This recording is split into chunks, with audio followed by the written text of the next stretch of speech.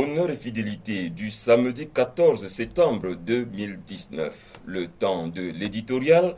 L'éditorial du capitaine de frégate Serge Cyril Atonfak-Guémo, chef de division de la communication. Commandant, bon après-midi.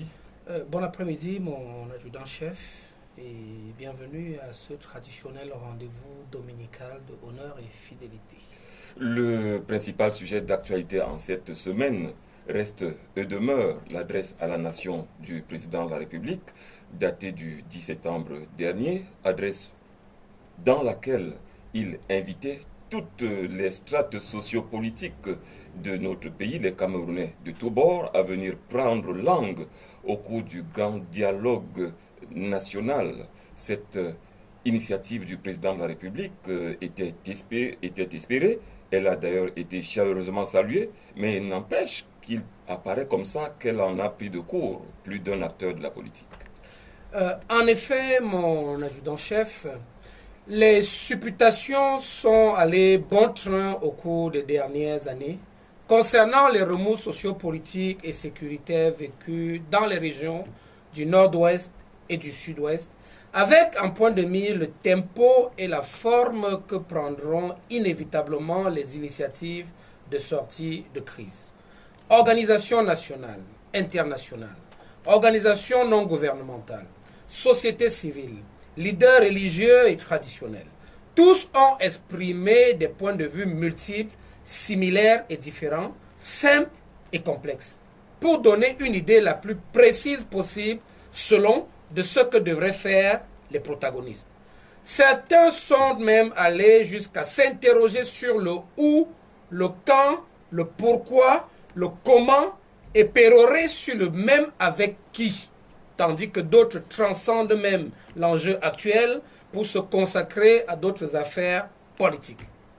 Dans son message du mardi 10 septembre 2019 à la Nation, son Excellence M. Paul Biya, président de la République, chef des forces armées, s'est montré particulièrement conscient des pressantes attentes de ses compatriotes lorsqu'il dit, et je cite, « Mes chers compatriotes, depuis la survenance de la crise dans les régions du nord-ouest et du sud-ouest, jamais le terme dialogue n'a été autant évoqué, prononcé, voire galvaudé. » Sur la même lancée, le chef de l'État déclare, et je cite encore, « J'ai la ferme conviction à cet égard que le moment est venu de mobiliser toutes les forces positives et constructives de notre pays, à l'intérieur comme dans la diaspora, pour que ce désir devienne une réalité. » Fin de citation.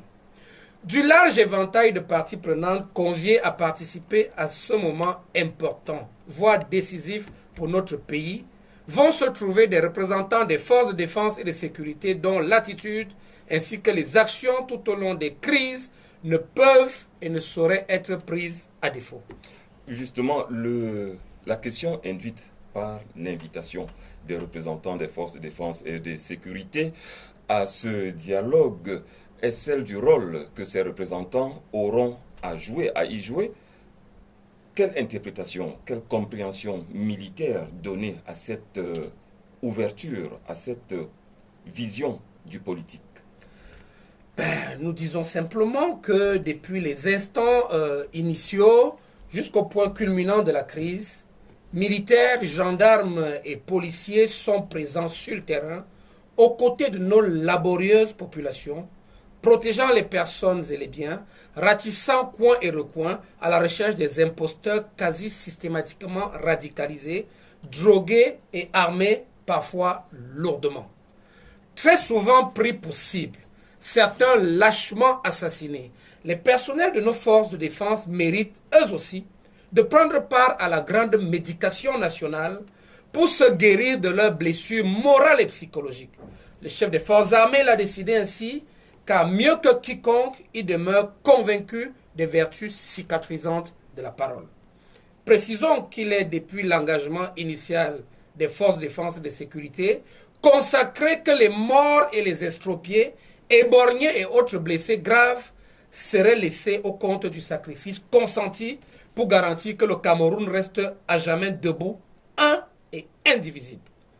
Et donc, en tant qu'armée professionnelle, respectueuse des institutions et soucieuse de préserver l'intégrité territoriale et les valeurs nationales, les forces de défense auront, par conséquent, beaucoup à apporter à ce dialogue.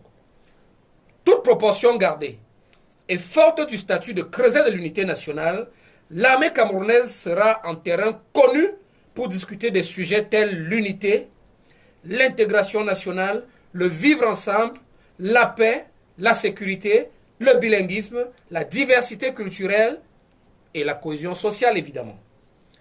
Il en sera de même pour la reconstruction et le développement des zones de conflit, le retour des réfugiés et des personnes déplacées, le système éducatif et judiciaire, la démobilisation et la réintégration des ex-combattants. Il n'est pas nouveau, vous conviendrez avec moi, que le dialogue national soit un outil de plus en plus populaire et efficace, tant en matière de résolution des conflits que pour traiter un large éventail de questions d'intérêt national, en raison justement du fait qu'il fonctionne en dehors des mécanismes et des institutions permanentes de gouvernance. Par conséquent, chaque personnel de nos forces de défense et de sécurité, qu'il soit présent ou représenté autour de la table du grand dialogue national, se doit et devrait garder constant à l'esprit que le retour de la paix des cœurs sera sa meilleure récompense. La paix qui vaut tous les sacrifices, toutes les privations, tous les efforts. La paix, en effet, qui seule ramènera la sécurité et la prospérité dans notre cher et beau pays, j'ai nommé le Cameroun. Commandant, il ne nous reste plus qu'à vous souhaiter un bon samedi. Bon samedi à vous et à samedi prochain.